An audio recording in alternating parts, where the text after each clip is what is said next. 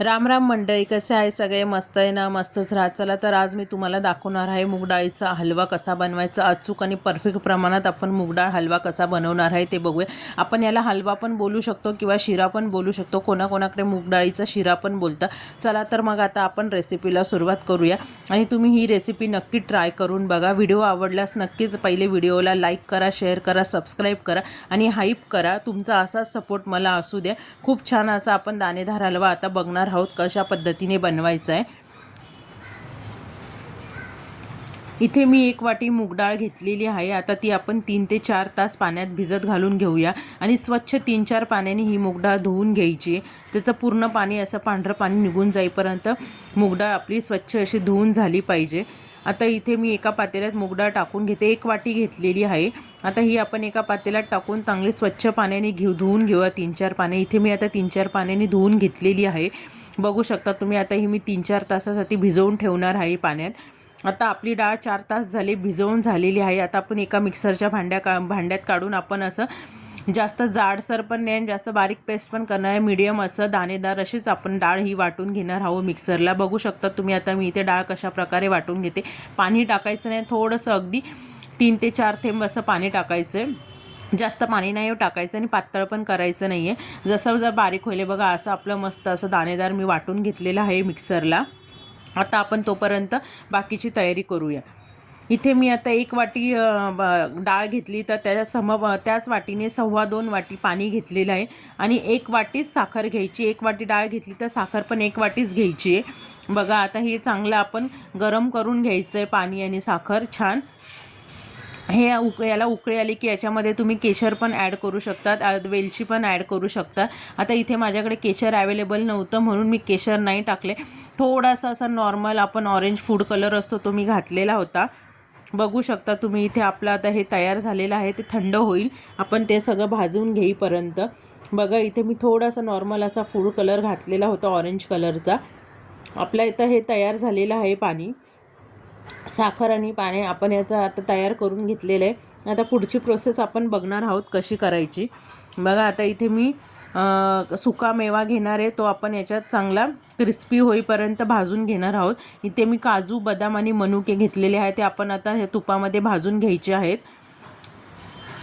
1 ते 1.5 वाटी तूप लागतं आपल्याला हा हलवा बनवायला. जर तुम्हाला जास्त तूप नसेल आवडत तर तुम्ही नाही टाकलं तरी चालेल. आता माझा हा सुका मेवा भाजून झालेला आहे. आता मी याच्यामध्ये 4 ते 5 चमचे तूप ॲड करणार आहे आणि आपण जी मूग डाळ वाटून घेतलेली आहे ती आता याच्यात टाकणार आहोत.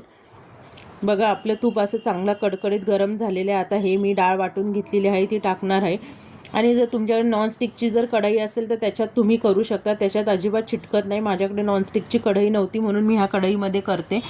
आणि कंटिन्यू हलवत राहायचं. जोपर्यंत मोकळा होत नाही, हलका होत नाही तोपर्यंत तो कढईला चिटकत असतो. बघा चिटकलेला आहे कढईला, पण काही घाबरण्याची गरज नाही. तो बरोबर हळूहळू हलका होत जातो. पण कंटिन्यू परतवत राहायचं आहे. बघा मी आता अशा प्रकारे चांगलं परतवून घेते.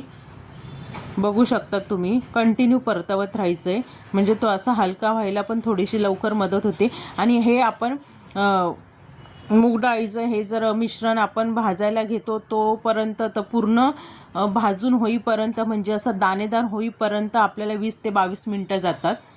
तर 20 ते 22 मिनटं भाजायचं आहे. अजिबात घाई करायची नाही आहे. खूप मेहनत आहे ह्या हलव्याला. जेवढी तुम्ही मेहनत घ्याल तेवढं चांगलं स्वादिष्ट असा हलवा लागेल. आता ह्या स्टेजला मी परत 2 चमचे तूप ॲड केलेलं आहे. तुम्ही नाही केलं तरी चालेल पण मी केलं आहे. ह्या स्टेजला पण मी आता 2 चमचे साजूक तूप ॲड केलेलं आहे. बघा आपला असा आता हलवा हळूहळू हलका होत चाललेला आहे. डाळ बघू शकतात तुम्ही. इथे किती मस्त प्रकारे असं. आणि मी कंटिन्यू असं परतवत राहते. जर चिटकला तर चिटकू द्या, काही होत नाही. फक्त आणि मंद गॅसवरच भाजायचं आहे, फास्ट नाही करायचा बिलकुल. बघू शकता तुम्ही. इथे मी कशा प्रकारे आता हे परतवून घेते. हलका व्हायला जरा टाईमच लागतो. बघू शकतात तुम्ही. आता परत ह्या स्टेजला मी थोडंसं तूप ॲड करून घेतलेलं आहे. तुम्ही पण करू शकतात, नाही केलं तर काही हरकत नाही. आपला हा असा आता हलका होत चाललेला आहे. बघा खूप मेहनत लागते हा हलवा बनवायला. पेशन्स पण पाहिजे तेवढेच, पण एकदम चविष्ट लागतो. तुम्ही नक्की करून बघा हा हलवा. अशा प्रकारे आपण हा कंटिन्यू हलवत राहायचं आहे. हे बघा आता आपला इथे बघा कसा हलका होत चाललेला आहे. किती छान असा आपला हा हलवा असा हलका होत चाललेला आहे. मूग डाळीचं मिश्रण ह्या स्टेजला पण मी आता इथे तूप ॲड करून घेतलेलं आहे. जेवढं तुम्ही जास्त तूप टाकाल तेवढं छान आपला असं मस्त चविष्ट असा हलवा तयार होणार आहे. बघा इथे पण मी आता हे मस्त तूप टाकून आता छानपैकी असं परतवून घेते. पूर्णपणे आता हलका होत चालला आणि दाणेदार दिसतोय. अजून याच्या पुढे अजून हलका होईल आणि अजून दाणेदार दिसायला लागेल. बघा कंटिन्यू परतवत राहायचं आहे, बिलकुल स्टॉप नाही घ्यायचा. कंटिन्यू हात आपला असा परतवत राहायचा, हातात पाहिजेच. कंटिन्यू हात आपला असा चालला पाहिजे त्याच्यामध्ये. बघा खूप मेहनत असते, सगळ्याच गोष्टी आपल्याला अशा डायरेक्ट नाही भेटत. हे बघा किती छान आपला असा आता दाणेदार झालेला आहे, बघू शकतात तुम्ही. किती छान असा आपला मोकळा आणि असा दाणेदार आणि हलका झालेला आहे. तुम्ही ह्या स्टेजला पण तूप ॲड करू शकतात. अजून थोडा मोकळा होईल. हे बघा किती छान प्रकारे असा आपला आता हा हलवा मोकळा झालेला आहे. आता इथे हा पूर्णपणे मोकळा झालेला आहे हलवा आणि एकदम छान असा दाणेदार दिसतोय. तुम्ही नक्की ही रेसिपी ट्राय करून बघा, तुम्हाला पण नक्कीच आवडेल.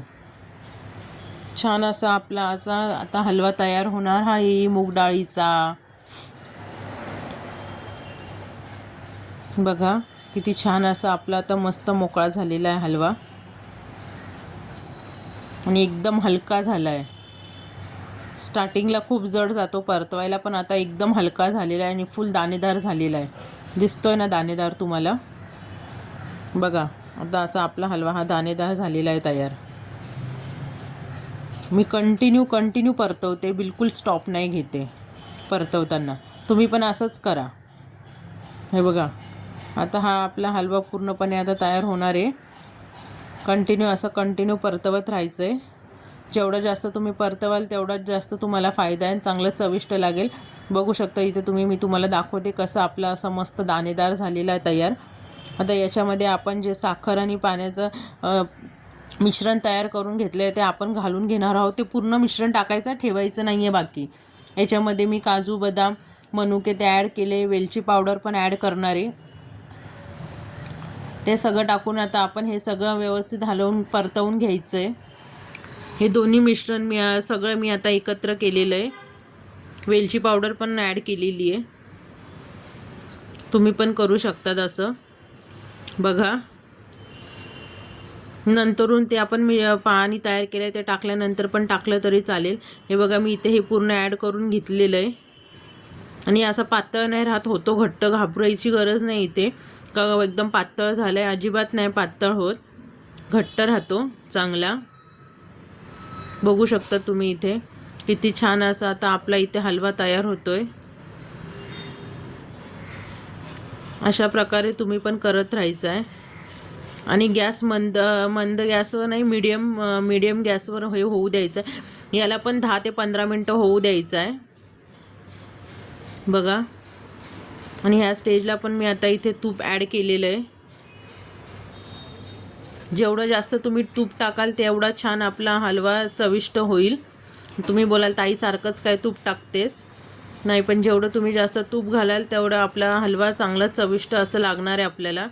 बघा आता इथे आपला हलवा तयार होत आलेला आहे. हलवा म्हणावं किंवा शिरा म्हणा, तुम्हाला जे योग्य वाटेल ते. कोणाकोणाकडे शिरा बोलतात, कोणाकोणाकडे हलवा बोलतात, तुम्हाला जसं योग्य वाटेल तसं. बघा आता आपला इथे हलवा किती छान असा तयार झालेला आहे. अजून हा आपण असा घट्ट, कोणाला असा पातळ, एकदम पातळ असा पाहिजे असेल तर ह्या स्टेजला तुम्ही असा ठेवू शकतात. जर कोणाला असा घट्ट असा पाहिजे असेल तर अजून होऊ द्या. बघा खाली बिलकुल लागला नाही पाहिजे. बघा आता आपला असा मस्त असा घट्टसर हलवा तयार होत चाललेला आहे. 1 वाटीचा पण भरपूर होतो. 1 वाटी म्हणजे जवळजवळ ती डाळ किती होती, 200 ग्रॅम होती. 200 ग्रॅम डाळीचा हलवा भरपूर होतो. त्याच्यात तुमचे 4 ते 5 माणसं खातीन एवढा हलवा तयार होतो आपला हा. आणि एकदम अचूक प्रमाणात मी तुम्हाला सांगितलेला आहे, एकदम परफेक्ट पद्धत आहे.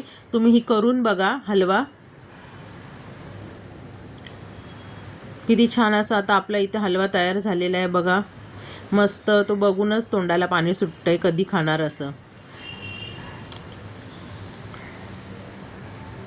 अजिबात खाली लागलेला नाही आहे.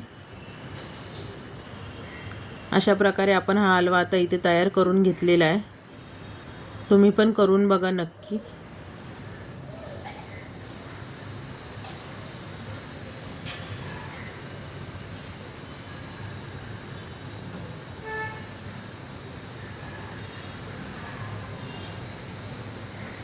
किती छान मस्त असा आपला इथे हलवा तयार झालेला आहे.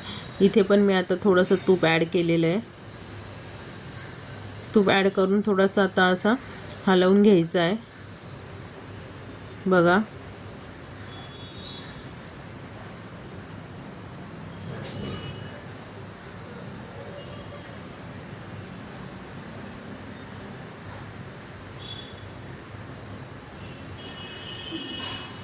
असा हलवा तुम्ही नक्कीच ट्राय करून बघा, तुम्हाला पण आवडेल. खूप जास्त मेहनत लागते. मेहनत घेतल्याशिवाय त्याला अजिबात चविष्टपणा येत नाही. त्याच्यामुळे मेहनत घ्यावीच लागणार आहे तुम्हाला ह्या हलव्यासाठी. तेव्हाच तुमचा हा हलवा चविष्ट होईल. आणि तुम्ही जर घरातल्यांसाठी जर पहिल्यांदा बनवत असाल तर घरातल्यांना खूप आवडेल हा हलवा. अशा पद्धतीने बनवल्यावर तुम्ही हा नक्कीच ट्राय करून बघा. आता इथे आपला हा हलवा पूर्णपणे तयार झालेला आहे. आता मी इथे तुम्हाला जर ही व्हिडिओ आवडल्यास नक्कीच लाईक करा, शेअर करा, सबस्क्राईब करा आणि तुमचा असाच सपोर्ट असू द्या. आता इथे मी एका डिशमध्ये काढून वरतून त्याच्यावर बदाम टाकून घेतलेले आहेत. तुमच्याकडे जे ड्रायफ्रूट्स असतील ते तुम्ही घातले तरी चालतील. आणि कमेंट बॉक्समध्ये हाईप येईल तर हाईप पण करा.